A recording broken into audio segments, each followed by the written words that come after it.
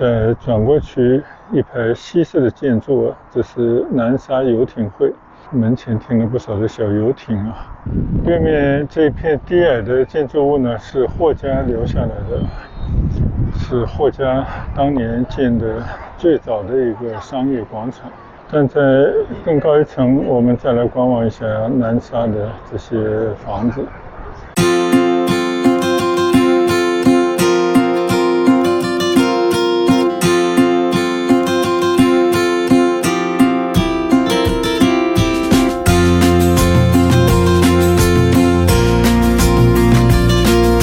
嗨，大家新年好！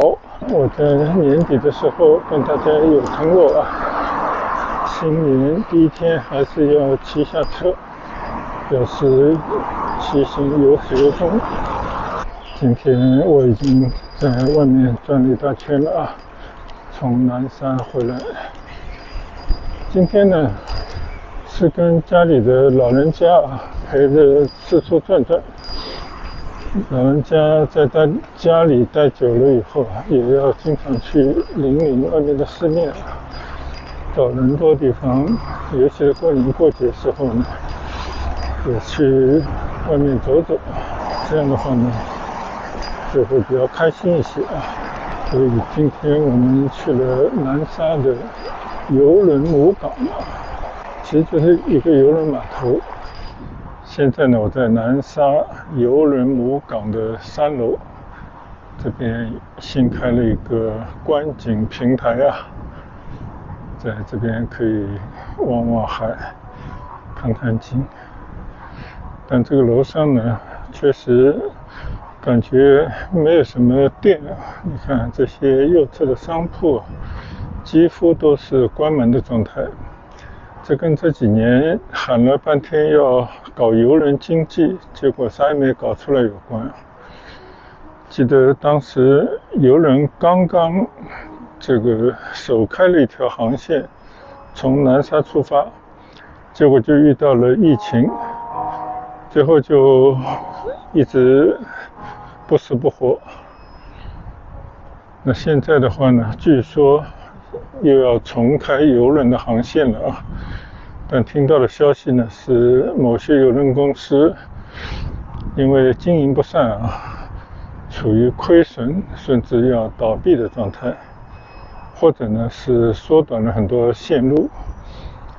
就把南沙排除在外了。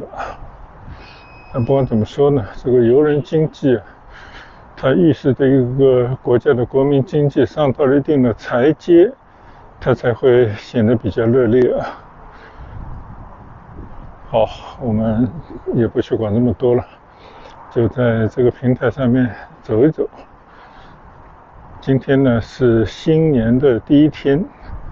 首先呢祝2026年新的一年大家万事顺意啊，元旦快乐。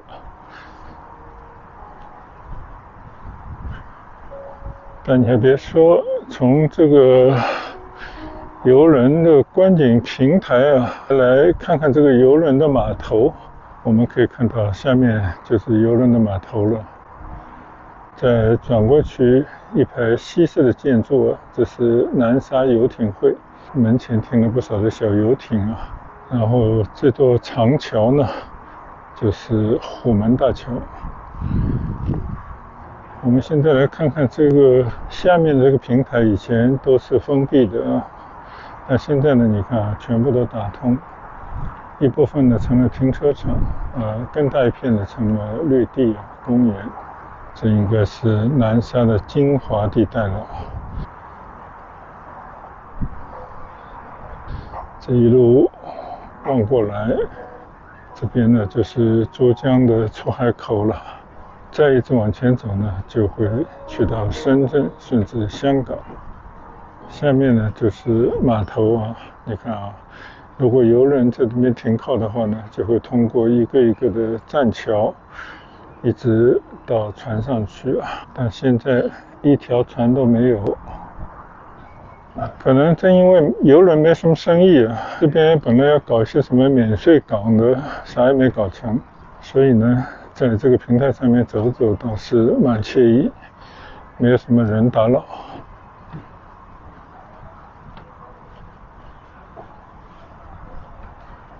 我们也可以看一看啊，这个邮轮母港边上的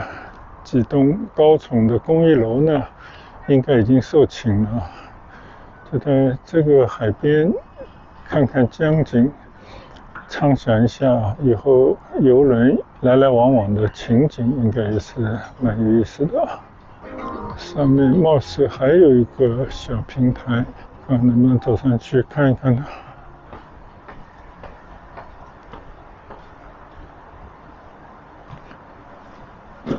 果然啊，这个上面还有一个平台。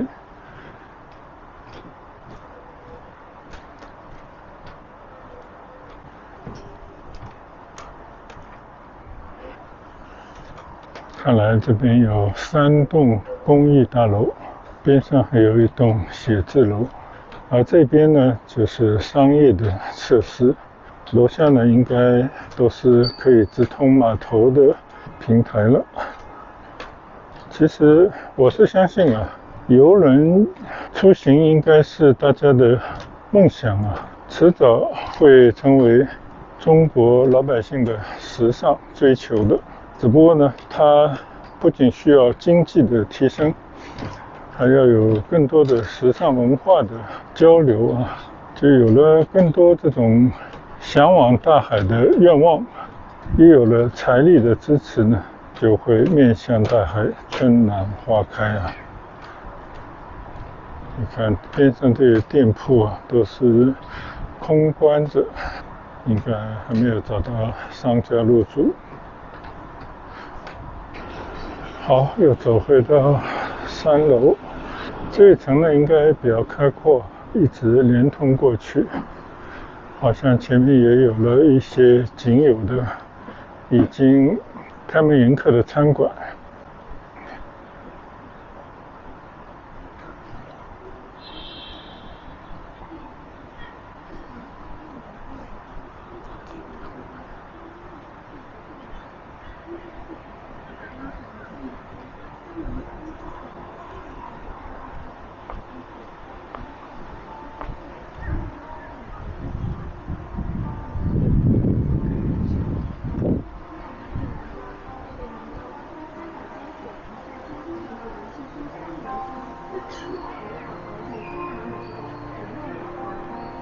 这里有一家餐馆叫桃珠谷吧。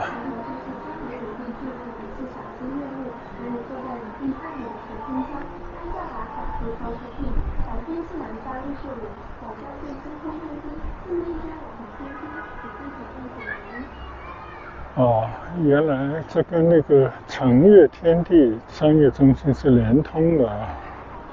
这个地方来过，但是最后一次来的时候感觉非常的萧条。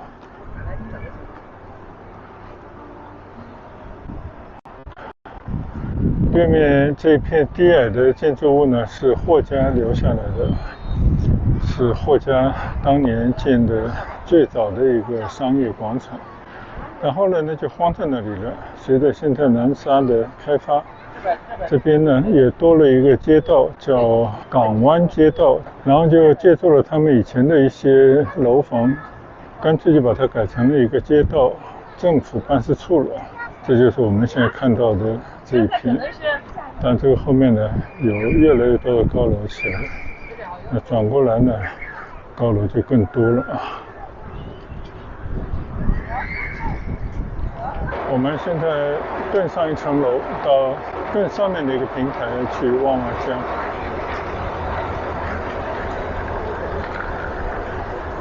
哎，这个居然还有一层啊！这里已经变成了一个餐馆的专属的地带了。但在更高一层，我们再来观望一下南沙的这些房子，可以看到前面有一座塔，那边呢相信就是大角山了。这边一路望过去啊，应该是一个看南沙城景的好地方。这里好像是变成了一个政府机构，但是还在装修之中。总之呢，就感觉这个地方很多商铺都租不出去或者这就反映着整个的邮轮经济在中国搁浅，并没有像想象那样随着经济发展，大家一部分人收入提高就会蜂拥出海。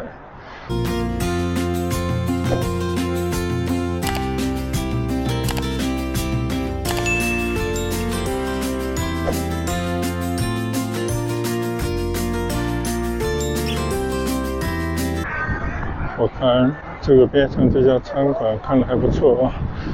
等一会儿我们跟家人会合，在这边吃顿饭。对于中国人来讲，没有什么比家人朋友聚会更重要的事情。对于游人旅行这样的事情也仅仅是在一部分人的心中发了一颗小芽。但是相信随着时间的推移，我们的下一代再下一代他们应该会喜欢上这样的游人度假的模式好了，就是在海边随便的走走回到家时间已经有点晚了，大家可以看到天色渐暗真是冬天了。这个天暗的比我想象的要快得多，现在才5点出头而已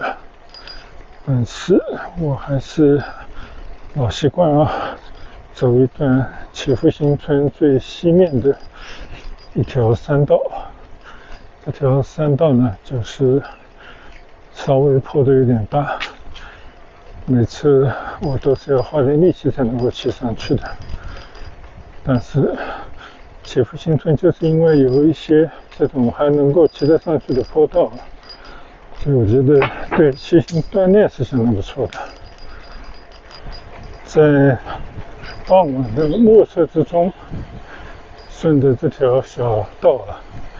由上下的骑下去，两边呢都是绿色，远处呢有矮山的影子但是感觉很不错。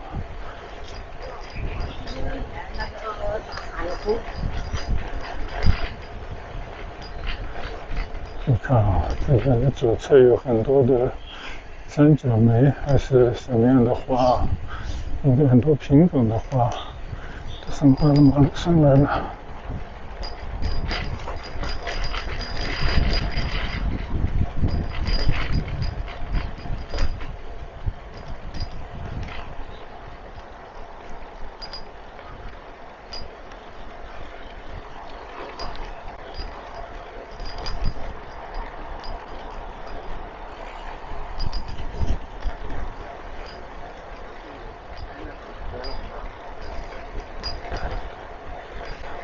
又是一年了很快呢就要到中国的春节了。中国人呢一般都是把过春节当成一年的开始，同时呢也是表示一个人又长了1岁，大概过年了就长1岁了。所以中国有虚岁和实足年龄之分。虚岁呢就是过年了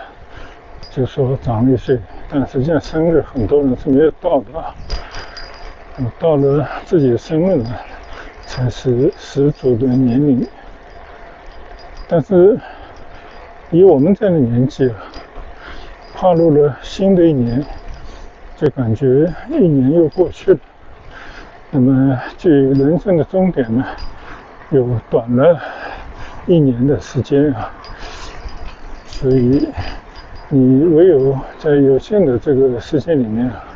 尽可能的保持活力，基本的健康那你才有可能延长你的生命。比方说现在平均年龄在中国而言男性大概也就是不到80吧，女性会超过80岁。这个跟几十年以前比，已经延长了很多了。就现在的人，只要不得重病，稍稍的保养，可以活得更长久一些。那从另外意义上来讲呢，人的生命就没有那么长，它终究呢是会有结束的一天。所以，既然生命的长度没有办法延长，那唯有把生命的宽度呢增宽一点让自己活得更健康、更精彩一些。我觉得这个应该是我们所有人努力的方向吧。所以昨天我就跟大家有交流就是你到了年底的时候呢，你要对自己这一年的生活，或者说想要做的一些事吧，做一个复盘。那无非呢，就希望说哪些还没有做到，还没有做好，在新的一年的时间里面再加紧去做一些自己想做，能让自己开心、自己觉得有价值的事情这个就是增加生命的宽度的一种最具体的做法。那我们在新年第一天，当然除了憧憬更美好的未来，那同时呢，也要立足于当下，在复盘往年的基础之上，想一想，在新的一年里面有哪一些愿望要实现，哪一些事情要努力去做，怎么才能让自己活得更有价值，不仅对自己，也对自己的家人、身边的朋友等等但是呢，像我们这种已经退了休的人就不再负担太多的社会的责任了。那我相信只要把自己的事情做好与社会应该也没有什么不好。所以我们就以平常心还是活得平常一些，把自己的日子过好，我觉得就对得起自己，也对得起这个社会了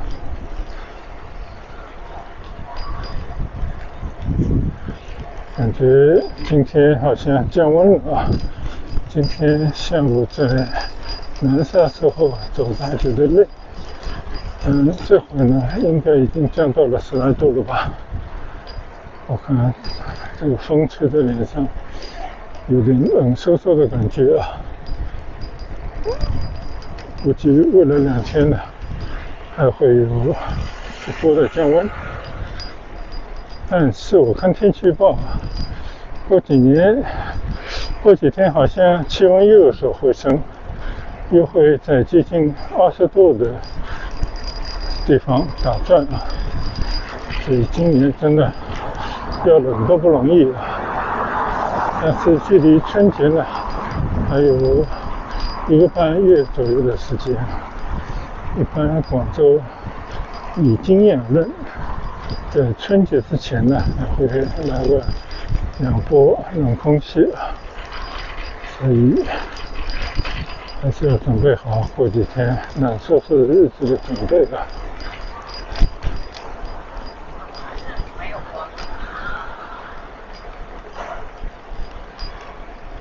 我看今天好像祈福湖边上没有听到在唱歌，也没有听到大家活动的声音。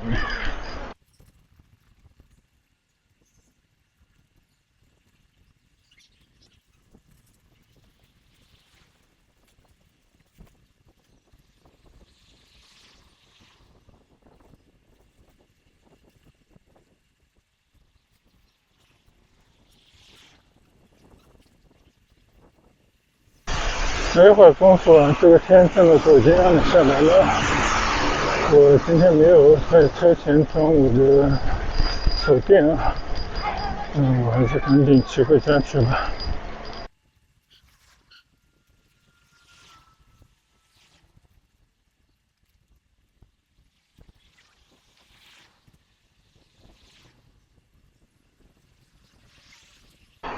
今天呢，仅仅就是在村里骑个20来分钟，应该起不到太大的锻炼的作用了，可能象征意义大于实际的锻炼吧。但是不管怎么说，也是一种自我暗示，就是今年的第一天，还是出来骑行，不忘自己对自己的承诺。我觉得还是一种有责任心的表现吧。我们不求一时的爽快，但求长期的坚持。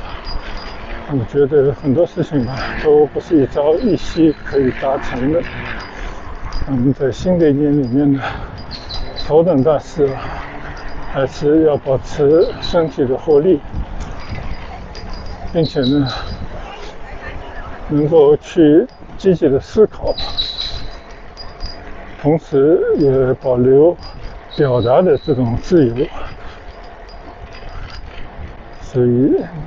我想骑行慢聊这档节目呢，我们还是会继续做下去啊。但是有没有办法做一些改进，更能够迎合大家的喜好？这些在做的过程当中，我们慢慢再去琢磨一下。当然也希望观看我视频的朋友们呢，给予宝贵的意见啊，或者有益的意见，那共同呢帮助我能够在未来的这段时间，能够把骑行慢聊这档节目做好。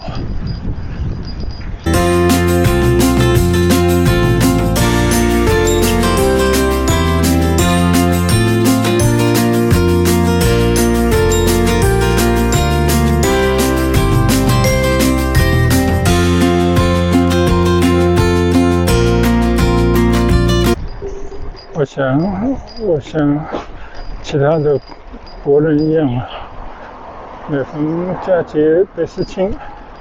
虽然自己的父母呢已经过世了，但是毕竟家里还有家族的长辈啊，还有自己在远方工作学习的孩子。那今天在元旦这一天啊，也给长辈打了电话问候一下，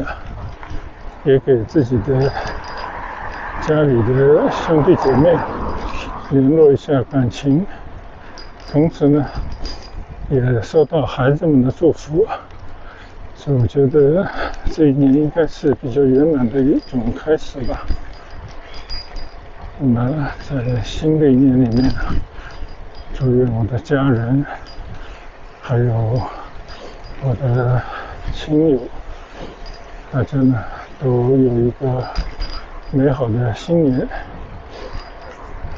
然后在整一年的时间里面，尽可能的身体健康，做自己喜欢做的事，有意义的事，然后呢开开心心的生活啊，最起码能够享受普通人的生活的一些乐趣吧。那我觉得这不仅对我自己，也是对我的亲友们的一种祝愿。那今天呢，我仅仅在村里随意的骑行一圈，表示有一个持续至今的一个开始。我们这一顿呢就分享到此，再次祝愿大家新年快乐，谢谢大家的跟随和观赏，我们改日再见，拜拜。